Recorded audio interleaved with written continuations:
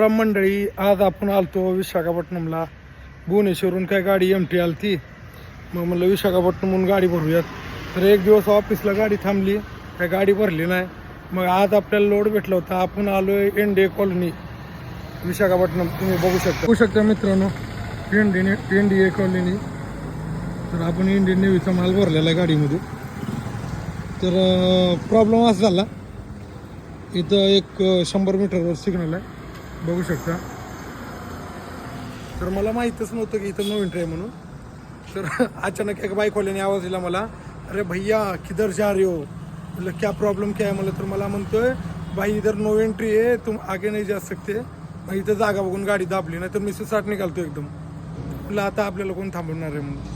पण काय माहीत असं काय शॉर्ट होईल म्हणजे थोडी माहीत होतं आपल्याला.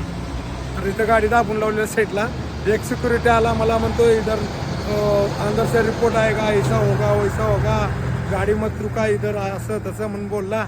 मला भाई निकल जाता है, आधा घंटा रुक के निकल जाता है म्हणून. तर बघू शकता मित्रांनो, इथं गाडी लावली आहे. इकडून तो एनडीए कॉलनीचा रोड आलेला आहे.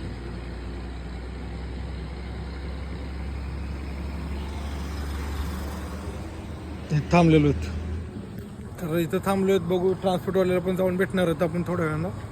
तर जाऊन त्याच्याकडून एल आर वगैरे घ्यायचे. तर एल आर वगैरे घेऊन खाटा पण करायचं गाडीला. बघू काय काय होतं पुढं. तर भेटू पुढच्या व्हिडिओमध्ये मित्रांनो.